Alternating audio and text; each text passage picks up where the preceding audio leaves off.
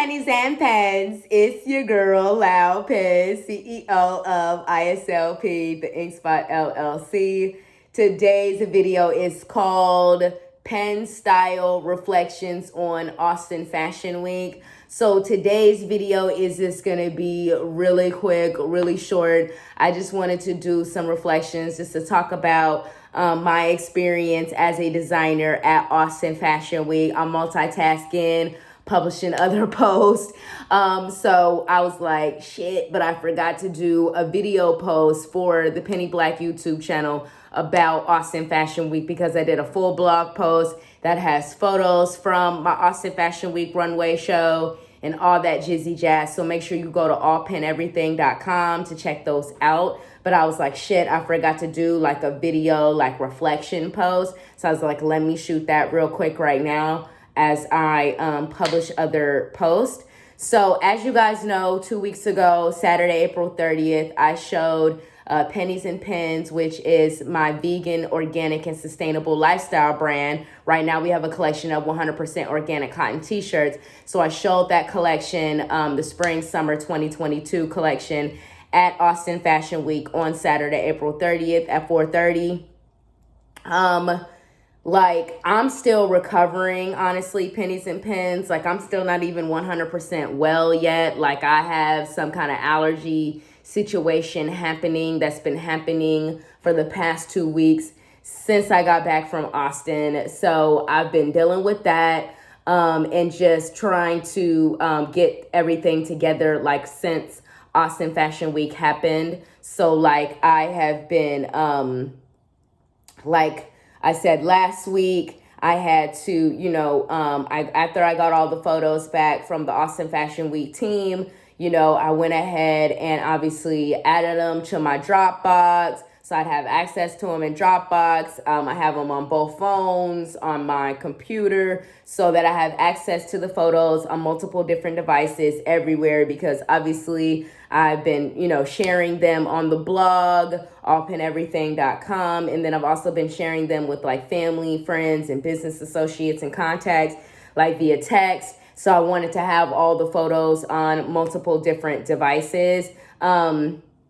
And so like I said, downloaded, added all the photos on those platforms, and then obviously then published 2 different posts onto allpeneverything.com. The first post was obviously just like a recap of my runway show, just talking about like the show itself, the collection itself. My Spring Summer 2022 collection is actually a mashup of my first 2 collections from Fall Winter 2020 when we first launched, and then Spring Summer 2021. So just to save budget and time for Spring Summer 2022, I just combined those 2 collections. So the Spring Summer 2022 collection is like the best of both worlds of those 2 collections. But I'm working on fresh, brand new pieces for Fall Winter of this year. And so, like last week, like I said, was like getting all the photos, downloading all the photos, and then writing up that blog post recap. Then I also did like a reflections post also on the blog, allpeneverything.com. And that reflections post is just like talking about like me and my story overall. Because like for those that don't know, like Pennies and Pens, like as far as it being a brand, it's like 14 years worth of work for me coming into fruition. So for those that like don't know my story or just haven't heard it in a long time, pretty much I'm originally from Cincinnati, Ohio. That's where I grew up with my parents and my siblings. I have 2 brothers and a sister. One brother's older, one brother's younger, and then my sister is older than I am. So I'm a middle child. And so growing up, I was like always really active. Like my parents believed in keeping us active. So like I played like a lot of different sports. I did track and soccer were my 2 favorites. I also was on the dance team. So I was like really, really active as a kid. Always had somewhere to be. Always had somewhere to go. And then after I graduated from high school, I then went to Hampton University. And I also think it's important to share, which something I don't talk about and share a lot, which I will share now, which is that, the suburb that I grew up in is a mostly white suburb. So I kind of grew up in that environment, like as far as kind of like being the only black girl in my class a lot of the times, like 9 times out of 10, because there were only 15 black kids in my graduating class. I mean, my graduating class was small. We were only about 150, but only 15 of us being black was crazy. And I think there was like 0 to 1 Latinos, Latinas, and 0 to 1 or 2 Asians. So very kind of, loose on the diversity there. Wasn't necessarily there. I did have a great childhood in growing up in that environment and system in spite of all of that. I think I just experienced like some weird things when it came to like race and like not knowing who I was. Like, like at home, I knew like who I was as like this young black girl. But then sometimes at school, like it was a little weird because like it was like you were more so encouraged to be like funny or run fast than actually be like smart or intelligent. So like I am an intelligent person, and then like my parents encouraged that like within me and my siblings, but I think it's not necessarily something that I felt as encouraged at school itself. And so, when I graduated, I was ready to go to an HBCU, which for those that don't know, is a historically black college or university, because I was ready to be around my people. And, because my parents both went to an HBCU, a lot of my aunts and uncles, I saw educated black people right within my own circle who had graduated from HBCUs that went on to do well for themselves.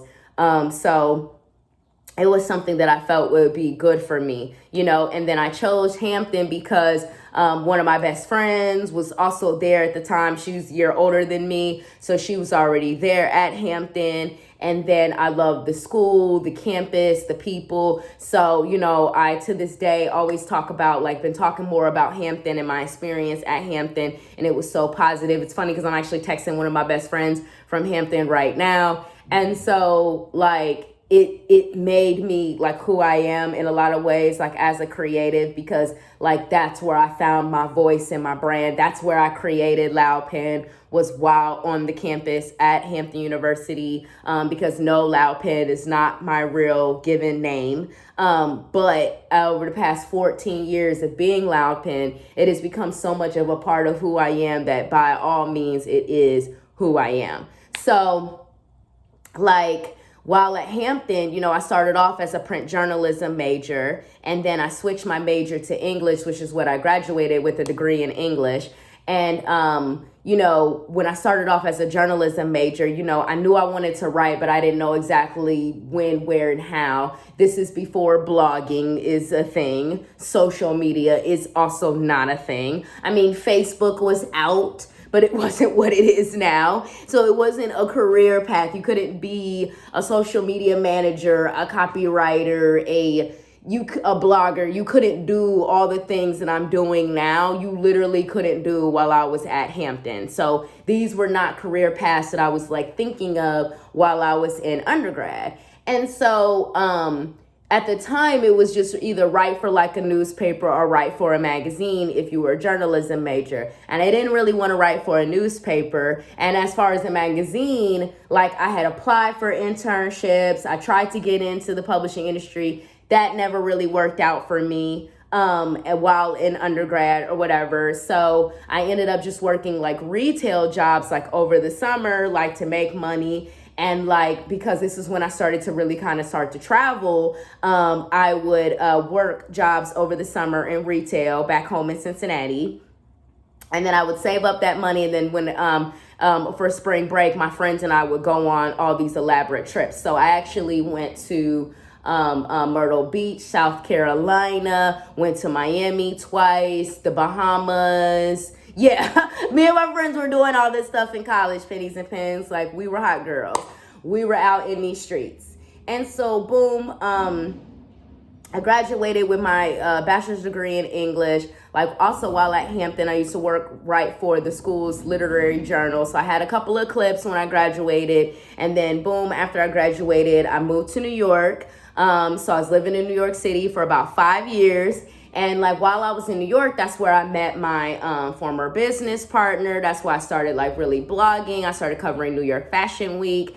And so again, this is like all a part of my story of like creating like my business ISLP, the InkSpot LLC, and my brand Pennies and Pens, and my personal brand Lap. This is all part of that story. So like, and this is all a part of the reflections on Austin Fashion Week. And if you go into the blog post, it talks about this too. So it's like after I graduated, like I said, I moved to New York. I started working on all of these really cool creative projects. Like I had a full-time job to pay bills or whatever. And then, like I said, was like working on all these creative projects on the side. So I was blogging and covering New York Fashion Week. And then that led to me actually getting invited to be sponsored to attend and cover Style Ooze Art Week in Tashkent, Uzbekistan. That was my first big project, first big sponsorship opportunity. So for those that don't know, Tashkent is the capital of Uzbekistan. Uzbekistan is a country in Central Asia. It used to be a part of the Soviet Union. So when the Soviet Union split up in the 80s, or was that the 80s, early 90s when the Soviet Union split up, it then broke off into all these independent democracies, and Uzbekistan is one of those countries. So I was invited by the nonprofit called the Fun Forum to come out there and to cover Style Ooze Art Week, which was like Uzbekistan's fashion week. So that was my first big like project sponsorship opportunity. This is back in 2010. So this is like blogging is still really new. Social media is really new. Like bloggers like me, we're just starting to get these kind of big projects, these big sponsorships from companies. And you know, cause like these are harder and harder to get these days. Like these kind of projects really don't come around anymore. And I'm not even really sure what sponsorships are looking like, especially after this pandemic, I'll be honest. I've reached out to some people about sponsorships and just haven't really gotten a whole lot of responses. And then I also just in general, like I talked about in my blog post, which I will talk about in this video, is that like as a Black woman and entrepreneur, I often feel like my work is either being kind of like ignored or brushed under the rug, like not as celebrated as if I were white or if I was male. And it is what it is. And it's something that I'm just going to continue to speak out and talk about more, because it's like, for me as a Black woman and entrepreneur to be sponsored, like full sponsorship, flight and hotel, the first time in 2010 to go to Tashkent, Uzbekistan, and then to go again in 2012, flight, hotel, and paid. It's just like, for me to have worked on these projects 10, 12 years ago is pretty amazing. So I can't believe that, like, in a lot of ways, I just got, like, pushed under the rug. Like, nobody really seemed to care.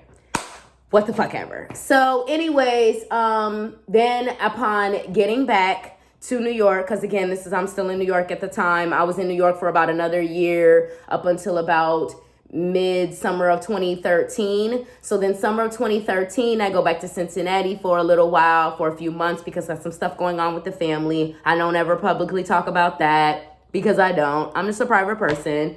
So I go back to Cincinnati. That was happening. Everything is fine now. Thank you to the Most High for that. But that was obviously kind of like a painful part of my life. Probably part of the reason why I don't like to talk about it. But everything is good now, like I said. And so this led to me basically leaving New York because my lease was up in New York. I wasn't working at the time, like as a full-time job. The business wasn't really making any money. So I ended up leaving New York. And that was weird for me at the time, because at the time I really wanted to stay in New York and I thought like New York was it. And so when I left, it felt weird. Like, am I like giving up on my dreams, like as a creative and as an entrepreneur? And now, 9 years later, after being in Texas for 9 years, I can honestly say no. And like how much my business and my creativity and has just grown since then. And how I just feel like it's actually, my creativity is better now for being in Texas, because Texas has allowed me to have, you know, so much more disposable income because the cost of living is cheaper.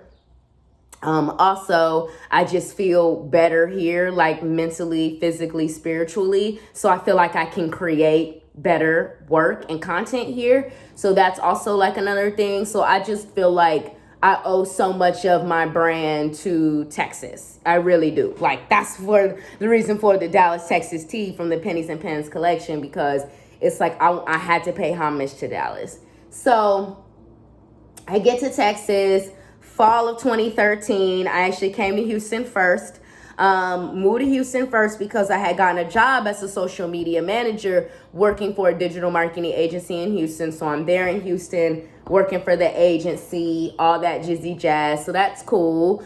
So I worked there for about 2 years. I did like it. I think what it was that I didn't realize at the time about social media and working in social media full time is that, you know, you always hear on the internet, oh, social media is so fun, it's so social, but it's not in a lot of ways, because you really are just interacting like through the screen and the computer. And then when you do it for a full-time job, it's just different.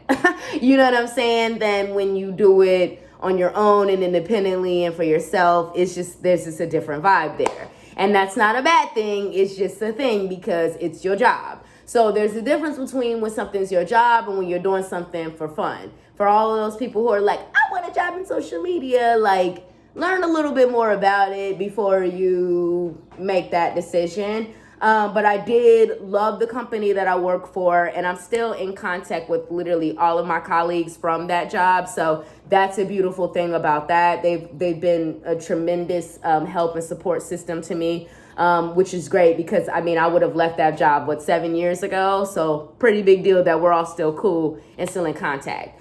But I didn't like living in Houston, so I ended up moving to Dallas 7 years ago, November of 2015. So I moved to Dallas. I'm like fresh in Dallas. I had just up and quit that great social media job, come to Dallas. Didn't really know what I wanted to do when I got to Dallas because I wanted to work for myself but didn't have the income to. So I actually ended up back in the service industry. And so I started working like as a cashier, a server, a barista. I'm working all these random little odd jobs just to make ends meet. But the thing about the random odd jobs that I had was that I had no real stress as far as the work itself because, like, I mean, you know, you're working and it's hard work what you do as a server and a cashier and a barista. But because it's the kind of work that you leave it all at work, like when I would be like at home or doing my own thing, it gave me all that creative energy to put into the business. So next thing you know, like I'm writing multiple books and then like I'm doing that and then I'm traveling like crazy because the last couple of service industry jobs I had really good benefits too. I had somehow ended up at companies that, although I'm working like as a server, a barista, I have really good benefits, you know, paid time off. So I'm taking time off to go on trips and travel and do like these blogging trips. So like 2019, I remember I went out of town like every other month. Like I went to Chicago in February. I did Georgia in April, then I went to Denver, then in May I went to Portland, and then in October I went to Copenhagen and Houston. So I was like all over, you feel me? And so like I'm traveling, I'm doing all these different things or what have you. And then, so this is going on, like I said, like between 2015 up to 2019. And then 2020 hits and y'all all remember 2020, unfortunately, the worst year of our lives when they said it's a pandemic outside. And so, that is when I did a complete 360 reset of my life. Like I reset so much shit, pennies and pens. Like I really took quarantine as a reset. So like I stopped working with my former business partner. We have not spoken in 2 years. So proud of that. Don't ever want to speak again. Cut off a lot of like negative friends, negative people that I had in my life. Cut all of that out and rewrote my business plan because I had finally gotten back into the creative industry again as a copywriter, like in summer of 2019, but I got laid off from that job because of the pandemic in April of 2020. So at that point, it was like, well, if I'm not working, let's reset the life, let's get some things in order. And so that's what I did. So like I said, I cut off all those negative people, got rid of all of them, you know, and then that's when I just rewrote my business plan and just started working on the revamp of ISLP and the launch of Pennies and Pens. And so, you know, the reason why I decided to launch Pennies and Pens, like as a vegan, organic, and sustainable lifestyle brand, is because I've always wanted to be a fashion designer. I've always wanted to create and make clothing. And so, you know, I was like, let's just add that to the dream. Let's just add it to the list, you know. So I started like I rewrote my business plan, you know, came up with the designs for Pennies and Pens, like sketched out the original collection and then designed the original collection in Photoshop. And then I found like a manufacturer and a printer for the t-shirts, and then just like literally created and launched a brand, you know, November, I think it was like November 25th, because it was like the Saturday after Thanksgiving of 2020 that I officially launched Pennies and Pens. So it's been almost 2 years now. And, you know, over this 2 years, I've been working on just like growing the brand as far as like awareness and sales. So I've been doing like a lot of different pop-up shops here in the Dallas area. Also did a virtual pop-up shop with a group of businesses from Michigan. That was really cool. And then, you know, 2 weeks ago was Austin Fashion Week. So that was like my brand coming into fruition. And, you know, my cousin said he had read over my blog post about the recap, and then he loved that line, which is going to be a design from the forthcoming collection. And it's 13 models, 15 looks, 1 penny, because that's what happened at Austin Fashion Week. And just to like kind of tell you guys like what it is to kind of like show at Austin Fashion Week, like as a designer, like what that looks like. So pretty much, I had decided to fly to Austin. I normally drive because it's 3.5 hours from Dallas, but I'm so glad that I decided to fly, because especially on that Sunday back, like I had literally no energy. Like I literally was on beyond fumes. Like I'm not even sure how I made it back to Dallas safely. Thank you to the Most High for that, because it's only by God's grace, because I was that tired. I didn't know what was going on. So the night before, as you guys saw, like in that YouTube short that I did, you know, was packing to get ready for Austin Fashion Week. So I got up that Friday morning, no issues, got my lift to the airport, got on my flight, no issues. That was all well and great. Got into Austin safely. Thank you to the Most High for that. Met up with my sister and her friend who were coming to Austin Fashion Week to attend my show at the airport. And then we all took lifts back to the hotels. So I get back to the hotel, get all checked in at the hotel. My room wasn't ready yet, so then I just went and grabbed some food while I was waiting for the room to get ready. Then once the room was ready, like everything was already in my room, so that was great. Freshened up a little bit. Then went and got a facial at Element, because it's not Penny unless you do something fabulous and make time for self-care. So did not go to any of the other Austin Fashion Week events that Friday or that Sunday, because Friday was like, I'm making that a self-care day. I was going to try to stop by something on Sunday, but then I ended up being tired and was ready to get back to Dallas. So I ended up changing my flight to get back to Dallas earlier in the day on Sunday, because I was originally supposed to have a late night flight, but I was like, I'm getting back early. So came back to Dallas early. So anyways, that Friday went and got a facial at Element. For those that have hopefully been following the YouTube channel for a while, for all this time, you know that Element is a Black and woman owned facial spa in Austin. My favorite, only go-to facial spa in Austin. So I went there to get a facial. So I go there, get a facial. After that, went and got some food, and then came back up to the hotel real quick.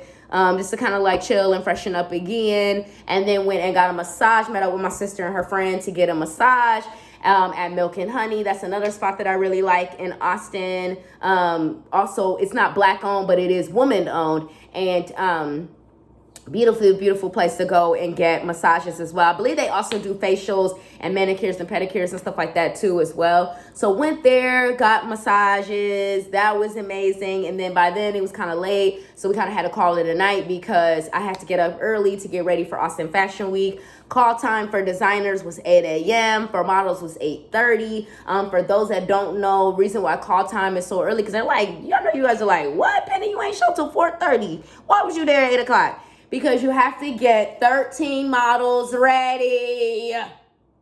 That's a lot. And even though Pennies and Pens is a simple brand as far as right now, it's just a collection of the 100% organic cotton t-shirts. I had to style all of the models. So like, you know, there were a few last minute changes as far as what each model was going to wear, as far as what shirt they were going to wear from the Pennies and Pens collection, what denim they were going to wear. They were asked to bring their own denim. But then I had to style that because a lot of the models brought obviously multiple different types of jeans. So styling them in what jeans they were going to wear with the Pennies and Pens shirts, what shoes they're going to wear. So styling all of that, making sure everything fits, looks good. There was a lot of last minute changes with the models and the model lineup. So I had to change the runway short order several times. So there was that going on. Then touching base with like the hair and makeup team about what the hair and makeup was going to look like. It was just a lot. Getting 13 models ready, it was a lot. So finally by like 12:31, all my show was like set. So I could finally like sneak away and take a break to go get some food, which I did. I was like really sick that whole weekend because my menstrual cycle came. And yes, I'm admitting it and talking about it in this video because we as women, as Pennies, we do not talk about our periods enough. We act like it's something that only us and like in our circles know about. Like nobody's gonna catch your period. It's not, I mean, we should talk about it. Like if we can talk about like, oh, I have a cold, oh, I have strep throat, oh, I tested positive for COVID, then we should also talk about our periods and be more open about that because it's a natural thing that happens to all women, okay? It's natural, all right? Periods come. And I also think it's important to talk about this because like, it's like one of those human woman things. Like you're in the middle of trying to put together a fashion show and your period comes like the day before the fashion show, which makes you more emotional, or at least for me, because that is one of my PMS period symptoms. Like I get very emotional. I get very upset. I'm upset. I don't know why I'm upset, but when I'm on my period, I'm just upset. So you have to pardon moi. So that's going on. So I'm like not feeling well. I'm like all on and off nauseous all weekend, throwing up, feeling like shit, trying to put together a fashion show. That's going on. So finally, then like after I took my little break, like come back, like then it was like time, it was like go time, like time to get my models like dressed and like on the runway. So like boom, go ahead and get the models like dressed and on the runway. And so finally that day, Saturday, April 30th at 4:30, like it was just like that moment of like seeing all the models like lined up, ready to rock the runway in Pennies and Pens was like beautiful. Like, so I want to just say thank you to the Austin Fashion Week team for giving designers like me this platform to showcase our collections. The Austin Fashion Week team for, you know, casting the models, the runway show production, getting the hair and makeup team together. Thank you to the hair and makeup team for the hair and makeup. Thank you to the models for walking in the show. Just thank you to everybody who contributed and brought something. Also a very, very special shout out to Anna, who was an Austin Fashion Week volunteer who was really, really helpful, helping me steam 15 shirts and 15 pairs of jeans because although it was only 13 models, there were 15 looks total. So Anna was tremendously helpful in getting all that together because you can't have your pieces on the runway looking wrinkled and crazy. So she was very, very helpful for that. So I wanted to publicly say thank you for that as well. And yeah, and then the runway show happened. The runway show music was fire. I picked that out. The songs that ended up playing was Rum Pom Pom by Becky G and Nati Natasha. And then How You Like That by Blackpink. So I thought that was really cool because I'm playing like some Latina music and some K-pop music, but I'm a Black female designer. So I thought that was really dope. So I really liked everything and it went really, really well. And I'm really, really excited to have successfully done my first runway show.